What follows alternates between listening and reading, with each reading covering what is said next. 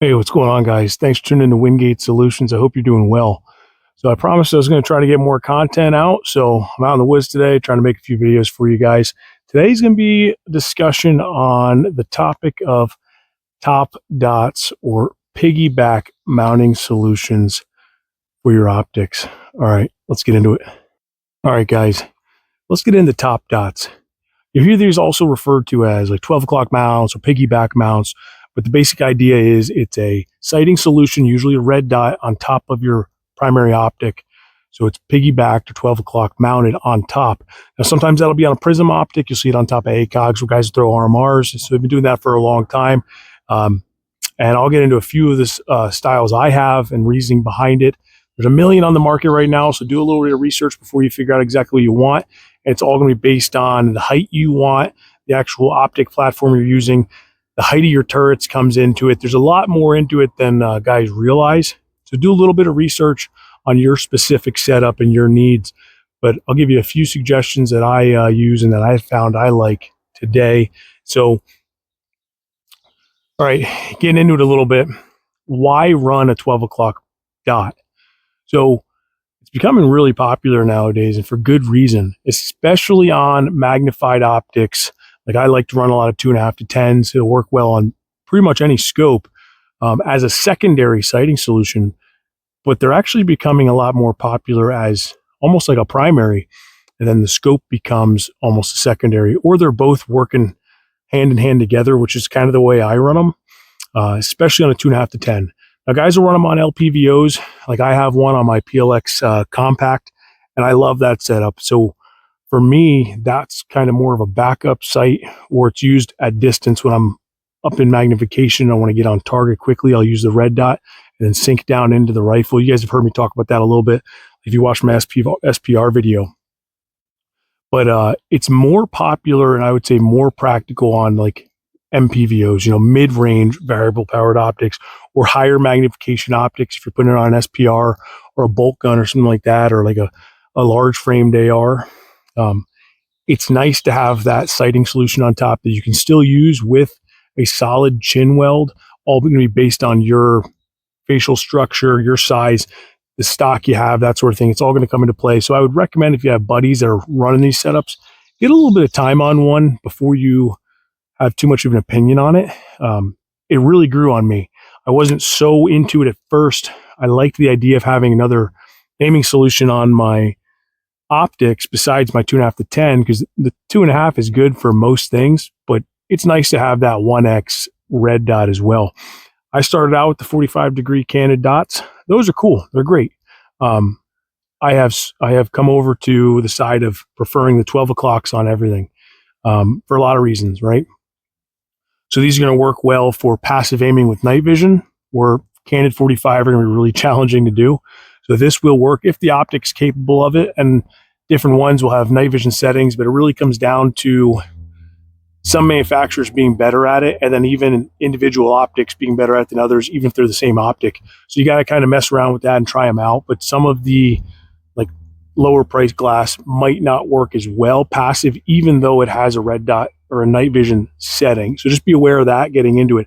But for passive aiming, these are awesome. They're great. Run it with night vision because it sets it high enough up that you can get behind it without smashing your tubes into the optic or really trying to scrunch your neck to get behind it. And that sort of thing. So for passive aiming, awesome. And I've talked about it before in other videos, for getting behind your glass at distance under magnification. So shooting off a tripod or any kind of like precision shooting, finding that target in your red dot and then sinking down to the optic will help you get on target faster, especially if you don't have a lot of time running magnified optics. Just because it is a skill set, just finding your target at distance under that magnification, especially higher in mag, can be challenging. So that's another good option for it. I use it for that a lot. I'll use that as my primary, sink down into my magnified optic. Another thing is and it really has come full circle because the high mounts were popular back in the day on carry handles. So it's kind of funny how guys hated them for a long time. Then it was, almost unheard of that guys were running really high mounts. And then slowly over the last couple of years, we've been getting higher and higher and higher. And I'm not going to get into that nowadays or into that today. It's personal preference. But I do find myself enjoying these rifles with this height of dot more. If I was just running this dot on this gun, no magnified optic, I probably would not have it this high. But it's a sweet spot for me to be able to run two optics. So that's, again, going to be personal preference and you kind of getting some time on it. This has really grown on me over the years now. So with those higher mounts becoming popular, I think that's one of the reasons why guys are starting to run these more. And they're starting to realize that it is practical.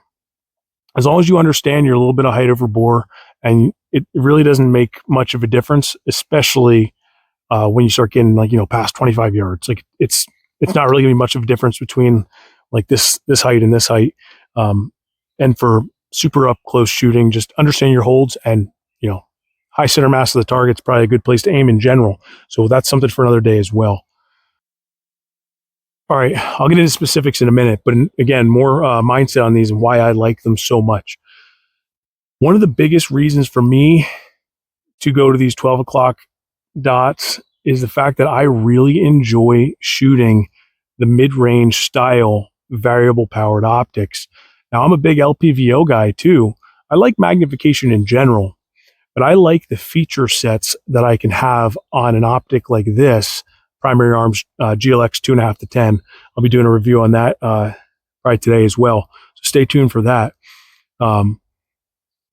This is my kind of scope that I enjoy shooting the most. Now it's going to be heavier and it's going to be a little bit chunkier than a lot of guys want to carry around. But for me, having that top dot turns this into from like an SPR into like a general purpose setup for me. I can use this rifle or any of these rifles because they're all set up pretty much the same for anything. If I can huff a little bit more weight, right? Which I don't mind doing. I'm a bigger guy, and to me, I want a very capable platform.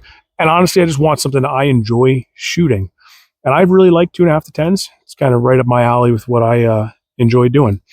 So that dot allows me to have the 1x even though, and I've done it on some other videos, that 2.5x on these is very capable at speed at closer distances if you train and know what you're doing.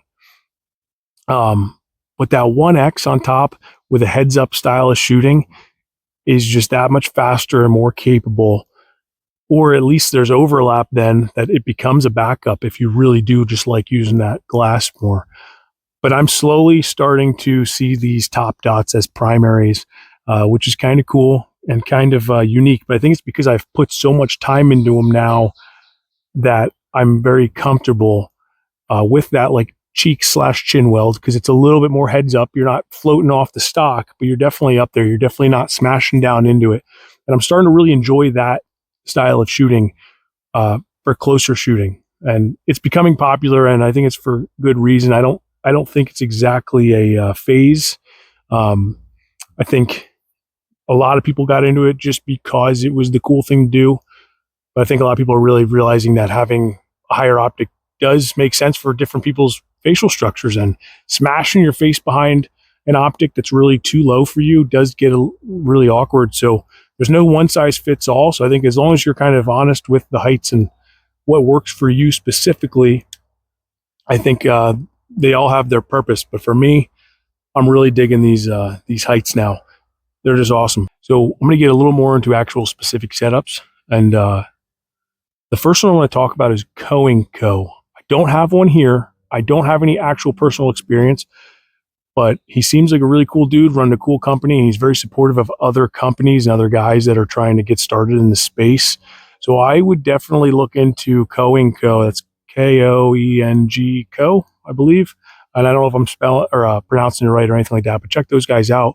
They have some really cool options that are not like filled in other parts of the market, like some really cool mounts for specific scope mounts to specific optics that you can make what looks to be a really sturdy setup that's going to have your optic mounted directly to your scope mount. Which pros and cons to that, I believe. You're either going to find mounts that are going to mount to your tube or to your mount, if that makes sense. So either to the top ring or to the scope itself. I think it's going to be personal preference. I haven't seen many tests really showing which one's stronger or better, and guys kind of have their opinions on that. My brain tells me that directly mounting to the scope mount itself is probably sturdier. And then running it off the tube, guys will say maybe has less chance of damaging the scope if it's bumped. But again, I don't know. That's going to be kind of something for you to look into, or maybe we'll do testing on that in the future to see what style really works well. But I only have setups that are mounted directly to the scope tube itself, and I've had zero problems. I also haven't, banged them around like crazy or dropped them on rocks or anything like that. So take it for what it is. So Co & Co makes some really cool mounts. If you have a specific optic platform that you're looking to mount to a specific mount, like Leopold's Night Force, he does a few other ones. I would check those out. And then, I don't know if I said this already or not, it's going to be a little bit of trial and error to find out specific heights of mounts to work with whatever red dot flavor you're using and the turret sizes you have. That's something you're just going to have to kind of do a little research on. So I can kind of show you from my experience specifically with these scopes that mine work. But you don't want to have an RMR or red dot or something mounted and have your turret completely cover the whole window. It would be completely useless, right? And then you also don't want to have like low profile turrets or even high turrets and have your optic be so high that you can't even see it. And it's like, you're hovering your head over the stock just to use it. So there is a sweet spot. And I'll get into a couple of mine now.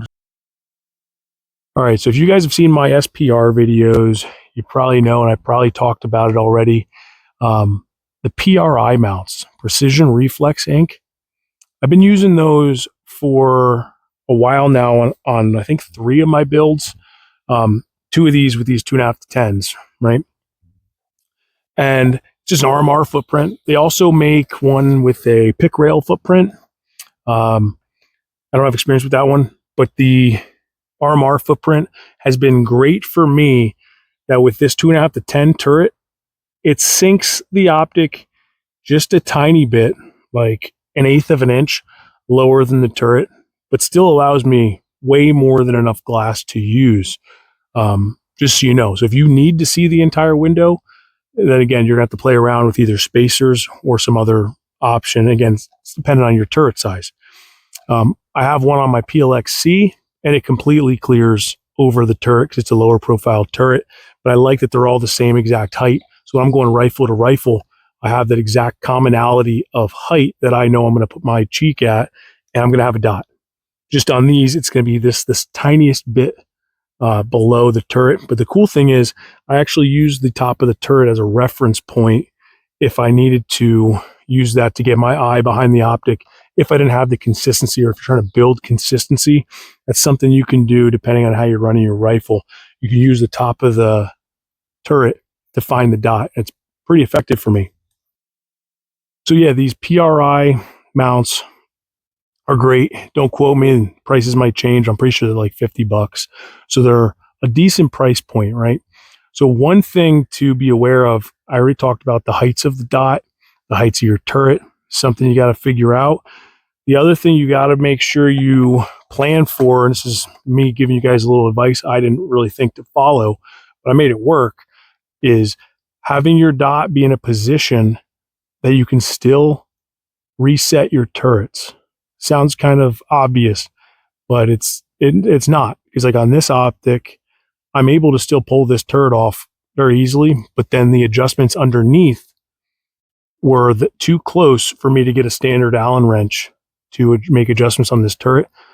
My fix was pretty easy because I already mounted this up on a couple builds. I just cut down the Allen wrench and made the short side shorter to the point where it works perfect for this optic. and I store it in the grip.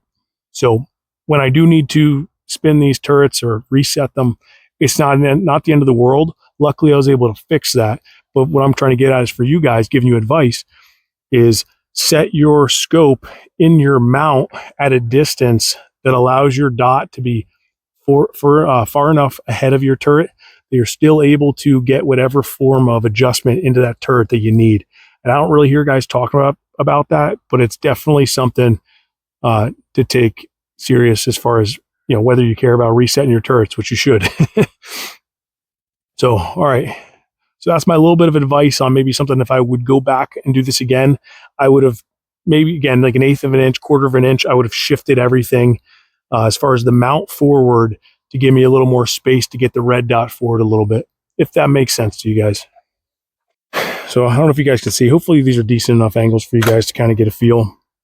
So this is a newer setup that I'm starting to run, and I'm really liking it. I was unsure of the height. I kind of ordered it hoping it was going to be a decent height for me, and that is the Larue. I think it's LT 787 or LT 878. I think it's 787, LT 787. Either way, easy to look it up.